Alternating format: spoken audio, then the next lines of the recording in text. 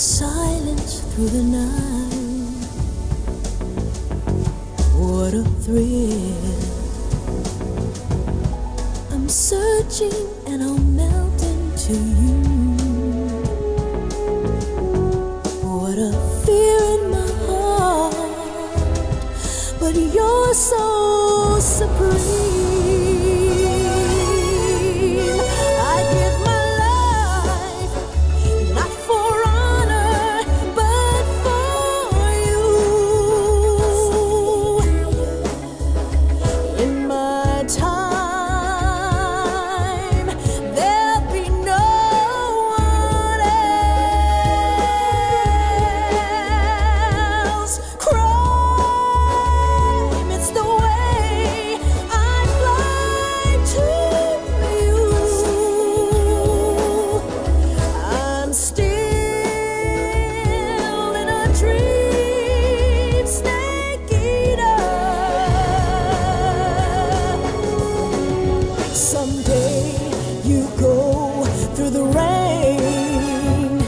Someday you'll feed on a tree frog. It's ordeal, the trial to survive. For the day we see new light, I give my life, not for honor, but for you. In my time,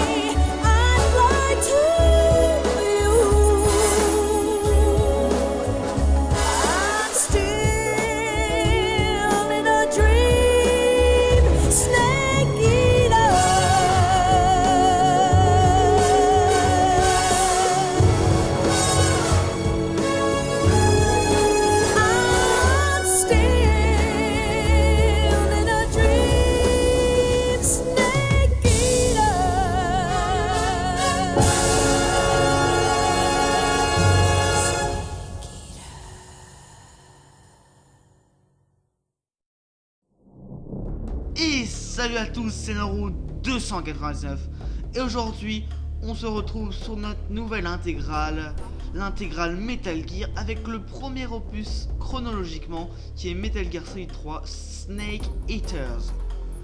Et on va donc commencer cette saga, magnifique qui raconte l'histoire donc de Snake. Mais quel Snake? Ce sera la question de toute cette saga. Quel Snake, voilà, vous comprendrez pourquoi, parce que c'est un gros bordel chronologiquement et tout ça, tous les personnages. C'est vraiment un gros bordel, mais on remercie Hideo Kojima, même s'il est parti cette fois, il est parti. Il a abandonné le projet, et on le remercie quand même de nous avoir fait vivre les aventures de Snake. Et donc, on va commencer, commencer une petite nouvelle partie. Moi, j'ai déjà joué pour l'instant, j'ai juste fait la mission vertueuse, donc la première mission du jeu, qui c'est sympa, franchement, je l'ai aimé. Après, je sais pas combien de temps va durer le jeu, je ne sais pas, la mission Snake Eaters, je l'ai pas faite encore, mais franchement, c'est super bien. Bon, on va commencer donc, quand même, il serait temps de commencer ce jeu, voilà.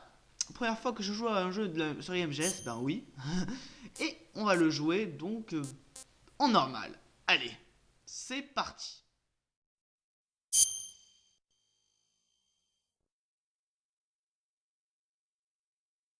After the end of World War II, the world was split into two, East and West. This marked the beginning of the era called the Cold War.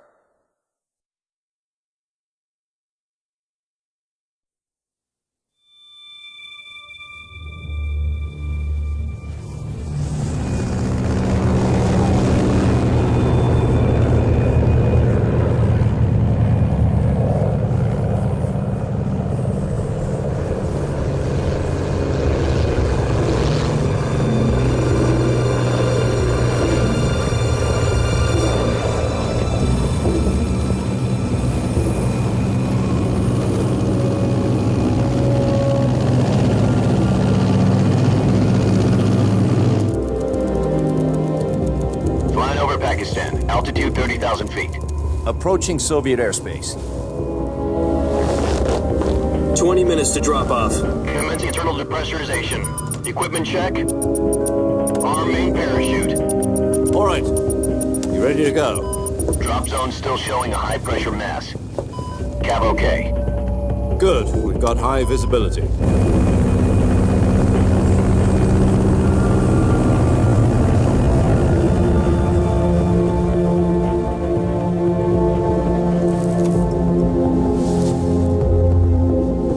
Put out that cigar.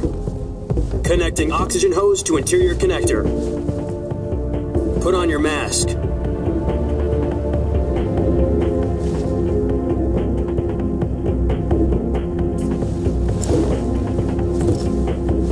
Does this panty waste know what he's doing? Approaching release point. 10 minutes to drop off. Hey, are you deaf? He said put out the cigar and put on your mask.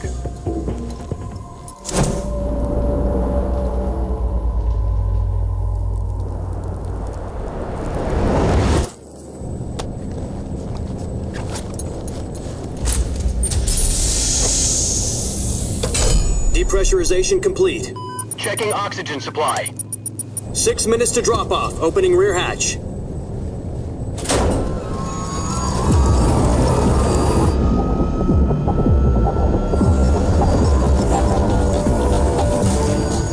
Sunrise.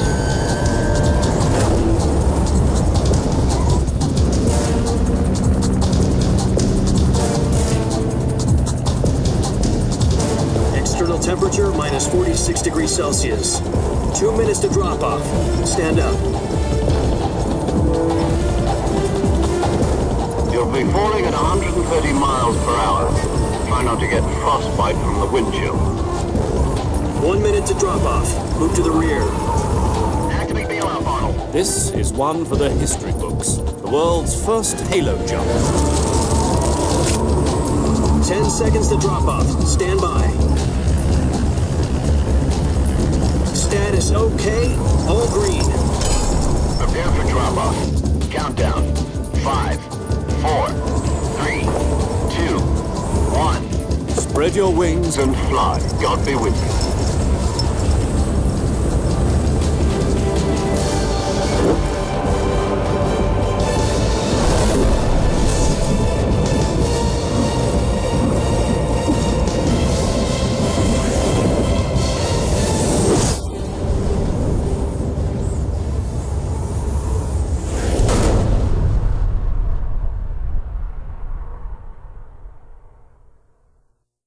Jack, I've got some important news. The head of the CIA has finally given us the green light for the virtuous mission. Virtual mission? No, the virtuous mission. The future of our Fox unit depends on it. If it succeeds, we'll be officially organized into a unit. Virtuous mission? Sounds like some kind of initiation ritual. You know, don't get cocky. This isn't a training op. Right. So what exactly is this wonderful mission? Well, about 2 years ago, a certain Soviet scientist requested asylum in the West through one of our moles. His name is Nikolai Stepanovich Sokolov. He's head of the OKB 754 Design Bureau, one of the Soviets' top-secret weapon research facilities, and the East's foremost expert on weapons development. Sokolov? Isn't he that famous rocket scientist? The very same. On April the 12th, 1961, the Soviets achieved the first manned spaceflight in history. The Earth was blue, but there was no God. Well spoken. The rocket that carried Yuri Gagarin into orbit was the A-1, known as the Vostok rocket. Sokolov is said to be the man most responsible for the multi-engine cluster used in that rocket. After Gagarin's flight, Sokolov left rocket development to become the head of the newly established Design Bureau. From a lowly technician to head of a design bureau, that's quite a success story, so why do you want to defect? It seems he'd become afraid of his own creations. Afraid? Call it a crisis of conscience. And for that, he left his country and his family behind and went over the fence? Not exactly. One of his conditions was that his family was also to be taken safely to the west. We used a mole to get the family out first and succeeded in sneaking Sokolov over the Berlin Wall shortly afterwards. I was the one who conducted the operation. The security on the eastern side was still full of holes back then. Then what? We got Sokolov over in one piece, but the whole ordeal had left him exhausted, and we checked him into a hospital in West Berlin. It took him 2 weeks and more than 600 miles to get from the research facility in the Soviet Union to Berlin. He was in no condition to say anything coherent. And it was only a week later that we had something much bigger on our hands. The Cuban Missile Crisis.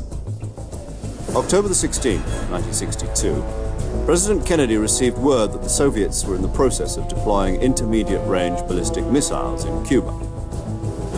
The President demanded that the Soviets dismantle and remove the missiles. At the same time, he announced a naval blockade to prevent further missile shipments from reaching Cuba. But the Soviets didn't back down, instead placing their armed forces on secondary alert. Soviet transport ships carrying missiles continued on course towards Cuba. US and Soviet forces went on alert for an all-out nuclear war. Frantic negotiations were conducted through the UN's Emergency Security Council and unofficial channels to end the hair-trigger standoff. Finally, on October the 28th, the Soviet Union agreed to remove its missiles from Cuba. And so the world avoided a nuclear holocaust. But in order to get the Soviets to pull their missiles out, we had to make a deal. You mean the one where the US agreed to remove its IRBMs from Turkey? No. The Jupiter IRBMs deployed in Turkey were obsolete, and we were going to get rid of them anyway. They had no strategic value whatsoever to either the US or the Russians. The Turkey deal was a ruse, a cover story that was fed to the other intelligence agencies around the world. So what did the Russians really want? Sokolov. They wanted us to return Sokolov. You mean the Soviets pulled out of Cuba just to get their hands on Sokolov? That's right. What the hell was he working on? At the time, we had no idea. We were running out of time. It was either give up Sokolov or risk full-scale nuclear war. In the end, we had no choice. President Kennedy gave in to Khrushchev's demand. The next day, I got Sokolov out of the hospital, handing him over to agents on the eastern side. Sokolov kept on screaming, "Save me," until he disappeared from my sight.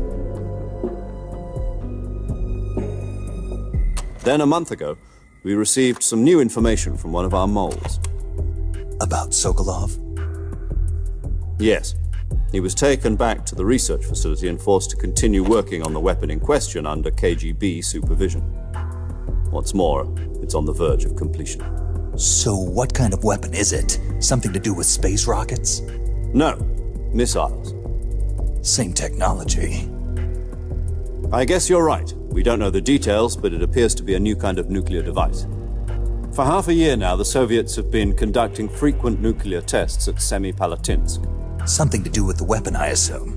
We're talking about a secret weapon so big that Khrushchev was ready to pull out of Cuba to get it back. Is Sokolov still in the facility?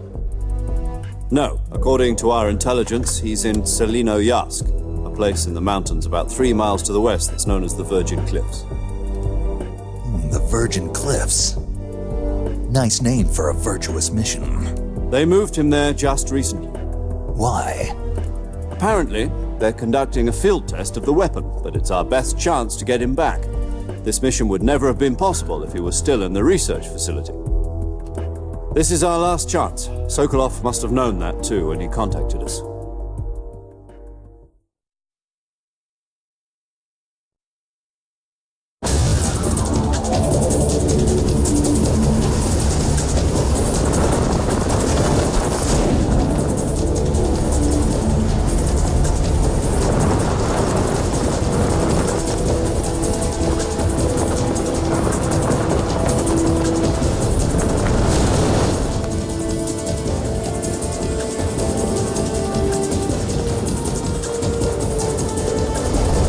Listen up, Jack. Your mission is to infiltrate Selinoyarsk in the Soviet mountains, ensure the safety of Sokolov, and bring him back to the west.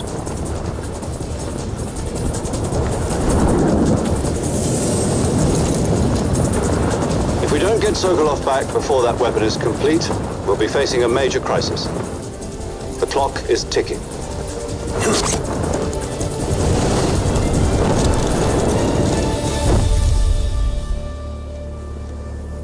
Once we've confirmed the rescue of Sokolov, stand by at the recovery point. A recovery balloon will be dropped at that point. Helium will be pumped into the balloon to inflate it. The process takes about 20 minutes. Once it's complete, the gunship's arm will latch onto the balloon and pull it up. The Fulton surface-to-air recovery system. I'm familiar with the theory. Take it easy. It's been combat-proof. Do you think Sokolov is up to it? The shock will be less than during a parachute jump, and the arm can handle up to 500 pounds. So you're planning on going over the border in a single combat Talon?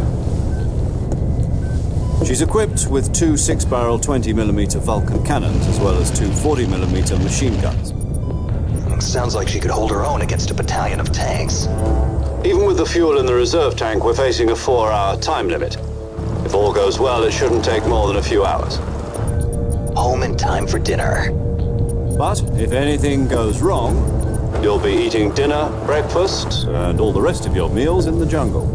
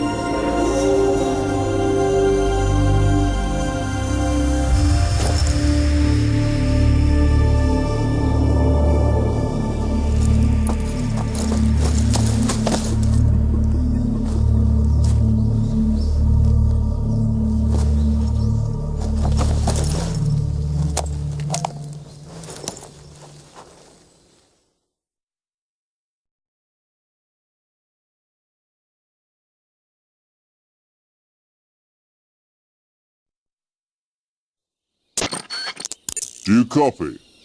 You're already in enemy territory, and somebody might be listening in. From here on out, we'll be using code names to refer to each other. Your code name for this mission will be Naked Snake. I'll be referring to you as Snake from now on. You're not to mention your real name. Snake? What, you don't like snakes? What do you mean? You've eaten one before, haven't you? In survival training. I'm glad to hear that. I don't know if I'd ever order one in a restaurant, but... Be careful, you might not have a choice. What about you, Major? What should I call you? Let's see. I'll be Tom. Call me Major Tom. This will be a sneaking mission. You must not be seen by the enemy. You must leave no trace of your presence. Is that clear? This kind of infiltration is the Fox unit's speciality. In other words, weapons and equipment are procure on site. That goes for food as well. You're completely naked, just as your name implies. Great. Now I see why you asked me if I like snakes. I suppose calling me Snake was your idea of a joke, too. No. There's a good reason for that. I'll tell you later when the time is right. Gotcha. Getting back to the subject, how exactly am I supposed to feed myself? You've been issued a knife and a tranquilizer gun. Use them to hunt for food. You'll also find some medical supplies in your backpack. Yeah, about the backpack. I lost it in a tree on the way down. I see. Well, you'd better go back and get it then. You know where it is? No problem. I can see it from here. It's stuck on a branch. To climb a tree, stand in front of a tree that's covered in ivy and press the action button. I'll be monitoring your progress over the radio. We can't risk violating Soviet airspace, but I'll be in the gunship. My frequency is 140.85. I'll give you a call if I need to talk to you. If you need to talk to me, use the send function. Okay, Snake, go get your backpack.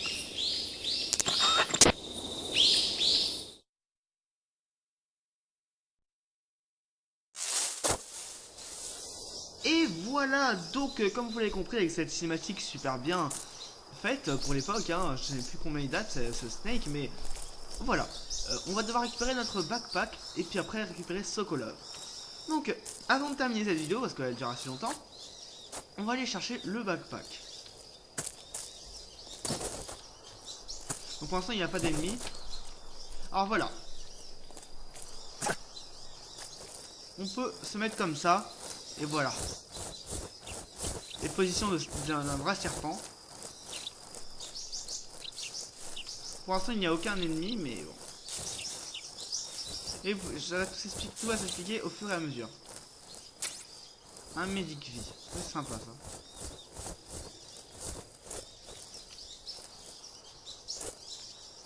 Donc, il est un peu chaud des fois les touches, hein. Par où on peut aller?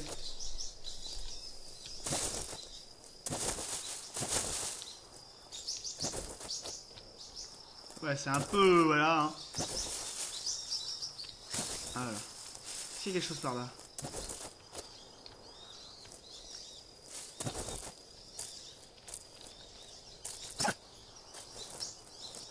On ne peut pas passer par là. Alors là, je pense que la seule manière d'y passer, c'est la technique du serpent. Et voilà le fameux endroit où on doit aller.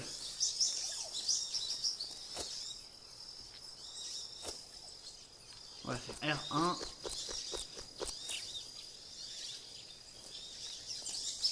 Ouais, oh, j'ai toujours un peu de mal avec ce passage.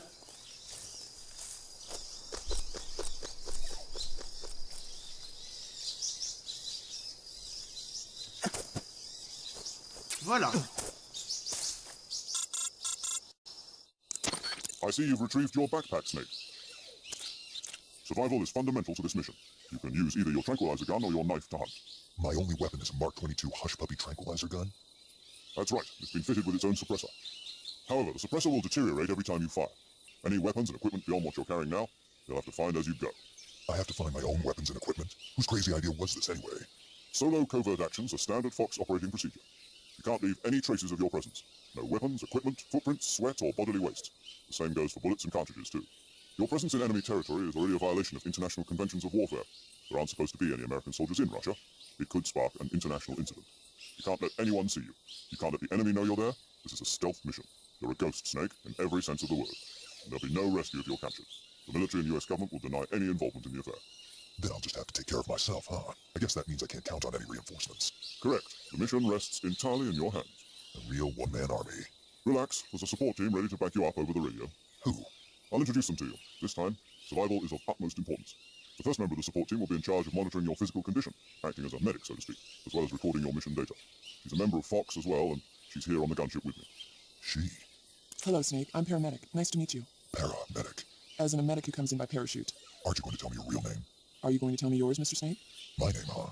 It's John Doe. And they call you Jack for short. You're a regular Captain Nemo. A name means nothing on the battlefield. After a week, no one has a name. What's your name? Jane Doe. Very funny. I wasn't joking, but I'll tell you my name only if you manage to make it back alive. One more person I want to introduce you to, Snake. Speaking of snakes, you remember the boss, don't you? A legendary soldier and your mentor. Actually, it was the boss that got the DCI's authorization in the first place. She's going to be serving as Fox's mission advisor. The boss is? She also helped me plan this mission. She and I were at SAS together. Jack, is that you? How many years has it been? Boss? That's right. It's me. Talk to me. Let me hear your voice.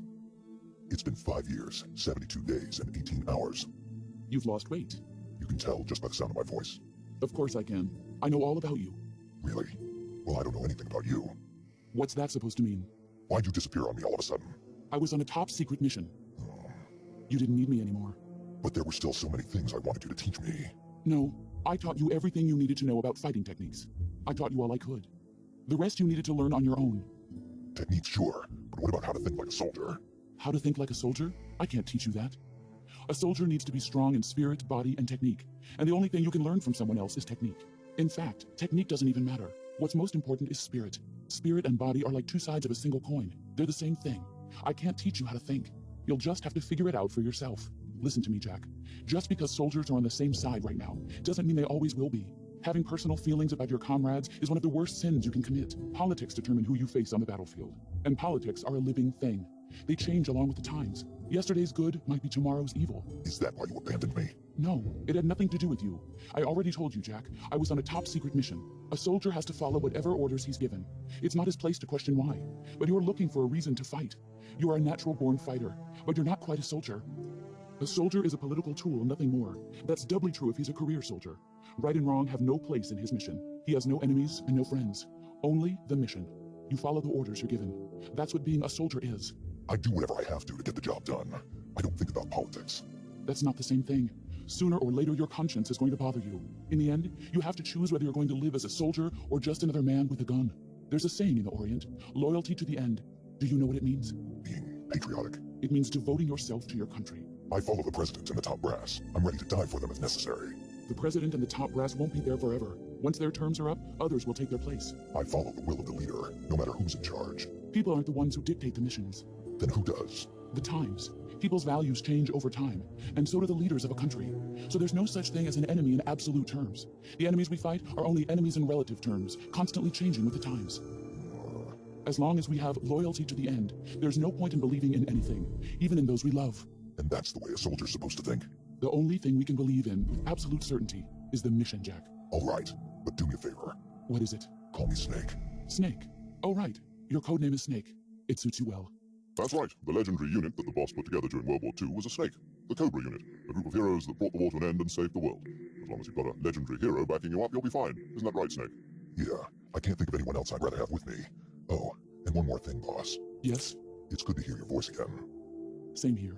After all, who knows if either of us will make it out alive? Snake, you are always best at urban warfare and infiltrating buildings. But this is the jungle. Survival is going to be key. Those CQC techniques I taught you are sure to come in handy. CQC? Close quarters combat, huh? I've been in the Green Berets for the past few years. I'm probably pretty rusty. Not to worry. I'll be here to help you remember. After all, this is your first actual survival mission. I'll be supporting you over the radio. Where are you, boss? Next to the Major? The boss is communicating with us by radio from aboard a Hermit-class submarine in the Arctic Ocean. My frequency is 141.80. Call me if you need my advice on battle techniques. Gotcha. Your mission is to retrieve Dr. Sokolov. Dr. Sokolov is being held in an abandoned factory located to the north of your current position. Avoid heavy combat and don't let anyone see you. Don't forget that this is a stealth mission. Snake, try to remember some of the basics of CQC.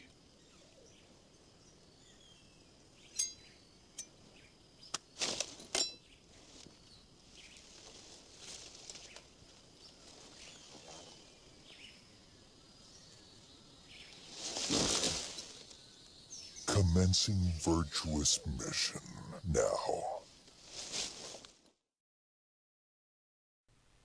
Et voilà, l'aventure va enfin commencer. Snake est donc avec un petit flingue des familles, avec The Boss, son mentor, et Major Tom, et puis l'autre, la Medikit, là, je connais, Jen.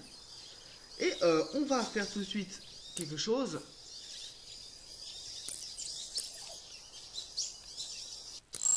Game, Snake? On va sauvegarder sur la memory card de 2.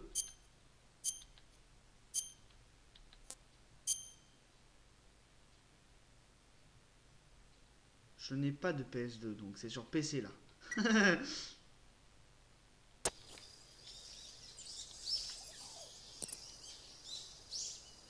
Et voilà, donc la vidéo se termine ici avec Snake Eat Snake, j'allais dire Solid Snake, mais non, vous comprendrez qui c'est plus tard, vous comprendrez tout sur la saga avec moi. J'espère que cette vidéo vous aura plu, et on se retrouve très prochainement pour la suite. Allez, salut à tous!